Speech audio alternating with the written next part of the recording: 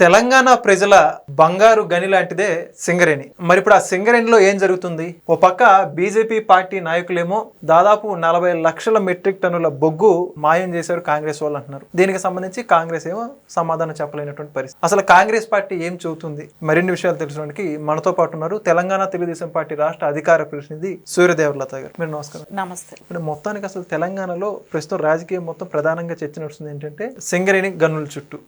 దీని మీద ఎప్పటికీ బీఆర్ఎస్ ఎక్కడ కూడా అధికారికంగా మాట్లాడుతున్న దాఖలాలు లేవు. వాళ్ళైతే ఏం స్పందిస్తున్నారు కూడా ప్రజలకైతే అర్థం అవ్వట్లేదు. కానీ బీజేపీ మాత్రం తీవ్ర స్థాయిలో పోరాటాలు అయితే చేస్తుంది. ఇదిగోండి ఎంత బొగ్గు మాయమైపోయింది, దీనికి సంబంధించి లెక్కలు చూపించని చెప్పేసి వీళ్ళు మాట్లాడుతున్నారు. కాంగ్రెస్ ఏమో అది అని చెప్పేసి చెప్పుకుంటూ దాటి వేసుకొని పోతుంది. అసలు ఏం జరుగుతుంది? మొత్తానికి తెలుగుదేశం పార్టీ నుంచి మీరే ఉంటారు అంటే రేవంత్ రెడ్డి గారుని గురించి ఒకసారి అయితే కిషన్ రెడ్డి గారు అడగటం అయితే జరిగింది. ఇలా 41 లక్షల మెట్రిక్ టన్నులు గురించి 1600 కోట్లు దీనిలో గోల్మాల్ జరిగింది, దాని గురించి చెప్పమని. సరే, అది ఒకవేళ మీరు అడిగారు, దాన్ని ఎందుకు కంటిన్యూటీ చేయట్లేదు? ఇప్పుడు కిషన్ రెడ్డి గారు అడగాలి కదా. సో ఇప్పుడు ఆయనే కదా బొగ్గు శాఖ మంత్రి. సో ఆయన ఎందుకు దాని గురించి ప్రశ్నించట్లేదు? ఒకసారి అడిగి ఆపేస్తే సరిపోతా, మీరు ఎంక్వైరీ చేయొచ్చు కదా. ఇప్పుడు ఎంక్వైరీ వేస్తే దానిలో నిజ నిర్ధారణ ఏదనేది తెలుస్తుంది. ఒకవేళ తప్పు చేస్తుంటే మనం ఏదైతే అభియోగం చేశామో దానికి ఒక క్లారిటీ వస్తుంది. రేపు పొద్దున మనం ఇప్పుడు చెప్పటం కాదు కదా, ఇప్పుడు మాటలతో చెప్పేస్తూ ఉంటాం, కానీ దాన్ని ఆచరణలో కూడా పెట్టాల్సిన బాధ్యత ఉంటుంది.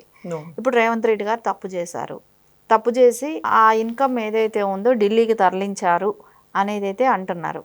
ఎందుకంటే ఈ మాట గతంలో బండి సంజయ్ గారు కూడా అన్నారు, ఒక బహిరంగ సభలోనే అన్నారు, మేము ఇక్కడ నిధులు ఇస్తుంటే ఇక్కడ నుంచి ఢిల్లీకి తరలిస్తున్నారు రేవంత్ గారు. ఢిల్లీ నుంచి మళ్ళీ ఢిల్లీ వెళ్ళడం. ఢిల్లీ వెళ్ళింది అని అంటే ఏంటి? వాళ్ళ అధిష్టానానికి పంపుతున్నారు.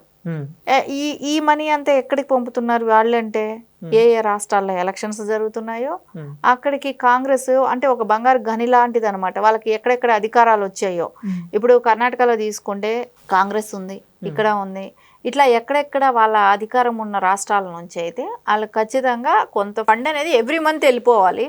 సో ఇంకా ఎలక్షన్స్ వచ్చాయంటే ఇంకా పెద్ద మొత్తంలో ఖర్చులు పెడతారు, అంటే ఈ వీటి మీదే ఆ భారం పడుతుంది అన్నప్పుడు ఇక్కడ మనకు అన్ని రకాల ఎవిడెన్స్లు ఉన్నాయి, క్లియర్ కట్గా తెలిసినప్పుడు మీరు బహిర్గతంగా ఓపెన్గా కూడా బండి సంజయ్ గారు కూడా ఓ మీటింగ్లోనే చెప్పారు. అంటే ఆ రోజున మోడీ గారు వచ్చిన మీటింగ్ ఉంది కదా, ఆ రోజే చెప్పారు.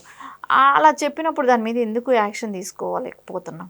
అంటే ఈడీ కానివ్వండి, ఈడీ కేసులు వేయచ్చు, సో సిబిఐ ఎంక్వైరీ కానివ్వండి, ఎందుకు ఎంక్వైరీకి వేయలేకపోతున్నాం? సో దీన్ని ఇప్పుడు ఒక రాష్ట్రానికి సంబంధించి అంటే ఇక్కడ లోటు బడ్జెట్లో ఉంది తెలంగాణ, ఏమీ బాగా అంటే గతంలో ఉన్న మిగులు బడ్జెట్ ఉన్న రాష్ట్రం కాదు, ఇక్కడ అప్పుల పాలు. ఇంకోటి అన్ని రకాల యువతకే కానివ్వండి, నిరుత్సాహం కానివ్వండి, అన్ని రకాలుగా ఇబ్బందులు పడుతూనే ఉంది తెలంగాణ. అలాంటప్పుడు ఒక తెలంగాణకి మంచి చేసిన వాళ్ళేమో ఎలా అవుతాం? మీరు క్వశ్చన్ చేయండి. ఇప్పుడు మీకోసం కాదు, ఆయన కోసం కాదు, ఎవరి కోసం ప్రజలు అనే వాళ్ళు ఆగరు. సో వాళ్ళకి మీరు ఒక మాట అనేసి ఊరుకుంటాం కాదు కదా, దానిలో ఉన్నది క్లారిటీ కూడా చెప్తే బాగుంటుంది. ఎందుకని దీని మీద కాంగ్రెస్ అంతగా స్పందించట్లేదు అంటారు? అసలుకి అంటే తప్పు జరుగుతుందని ఒప్పుకుంటున్నట్టారు లేకపోతే ఏంటి అసలుకి? ఇప్పుడు తప్పు చేసిన దానికైనా మేము చేయలేదనే దానికైనా చెప్పాలి వాళ్ళు. ఇప్పుడు మన మీద ఏదైనా ఒక నింద పడితే ఊరుకుంటామా? వెంటనే ఏం చెప్తాం? నేను చేయలేదనో అలా జరగలేదనో దానికి తగ్గ క్లారిటీ ఇవ్వటానికి ప్రయత్నిస్తాం. వీళ్ళు అధికారంలో ఉన్నారు కాబట్టి మరి ముఖ్యంగా వాళ్ళ బాధ్యత. ఇప్పుడు ప్రజలకి తెలియచెప్పాలి. ఇప్పుడు మీకు నచ్చకపోవచ్చు, బీజేపీ చేసిన కోసం మేము ఎందుకు ఆన్సర్బుల్ అని చెప్పేసి మీరు చెప్పకపోయినా కూడా అండి ప్రజలకు చెప్పాలి కదా.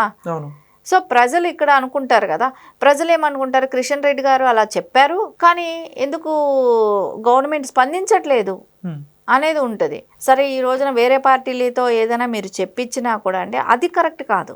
అదే గవర్నమెంట్ ఒక శ్వేతపత్రం రిలీజ్ చేయండి, సో మీరు ఖండించండి, తప్పులేదు కదా, మీరు చేయనప్పుడు ఖండించాలి. సో ఎందుకు స్తబ్దతగా ఉన్నారు అనేది అర్థం కావట్లేదు. మరి అయితే ఇప్పుడు ఈ వివాదం ఇంతటితో ఆగిపోతుందంటారా లేకపోతే ఎట్లా ఉంటుందంటారు ప్రస్తుతానికి? ఎందుకంటే ఇది ఇప్పుడు ఆగినట్టు కనబడినా రాజకీయ అవకాశాల కోసం వచ్చినప్పుడు మటుకు మళ్ళా లేపుతారు. ఇది నేను అనేది ఏంటంటే ప్రజల కోసం, ప్రజా సమస్య కోసం ప్రజలు నష్టపోతున్నారు, తెలంగాణ ప్రజలు నష్టపోతున్నారు అనే ఆలోచన కన్నా కూడా ఇక్కడ ఓన్లీ రాజకీయ అవకాశాలు కనపడుతున్నట్టు కనపడుతుంది. అంటే ఇప్పుడు మరి ఎవరికి డ్యామేజ్ ఎవరికి అడ్వాంటేజ్ అంటారు ఈ అంశం రాజకీయంగా? రాజకీయంగా తీసుకుంటే వీళ్ళు అడ్వాంటేజ్ కావాలనుకున్నప్పుడు కిషన్ రెడ్డి గారు మాట్లాడతారు, అరే కాంగ్రెస్ హయాంలో ఇలా చేశారు అని. అవును. సో దాన్ని ఖండించుకోలేని పరిస్థితిలో ఉంది కాంగ్రెస్, ఇప్పటికి కూడా ఖండించట్లేదు దాన్ని. సో ఖండించుకుంటే వాళ్ళది క్లారిటీ వస్తుంది. సో వాళ్ళు ఖండించుకోలేదు కాబట్టి ఎప్పటికైనా అది కాంగ్రెస్కి ఒక డ్యామేజ్, ఒక మచ్చలాగానే మిగిలిపోతుంది. సో వాళ్ళు ఖండించాల్సిన అవసరం ఉంది. వాళ్ళు దాని గురించి శ్వేతపత్రం రిలీజ్ చేయాలి. ఎప్పుడెప్పుడు ఏం జరిగింది ఏంటి అనేది అయితే ఖచ్చితంగా చెప్పాలి. చెప్పలేని పరిస్థితి కూడా వాళ్ళకు ఉందనేది అర్థమైపోయింది. ఓకే. ఎందుకంటే అక్కడ క్లారిటీ లేదు. క్లారిటీ ఉంటే ఈ పాటికే రేవంత్ గారు ఆగుతారా? అవును కదా. మనం చెప్పినా ఆగరా, ఆయన ఎప్పుడో చెప్పేసేవాళ్ళు. సో అక్కడ ఎక్కడో క్లారిటీ మిస్ అవుతుంది కాబట్టి కొంచెం టైం తీసుకొని ఏమైనా చెప్తారా అని చూడాలి మనం. Okay, thank you. నమస్తే.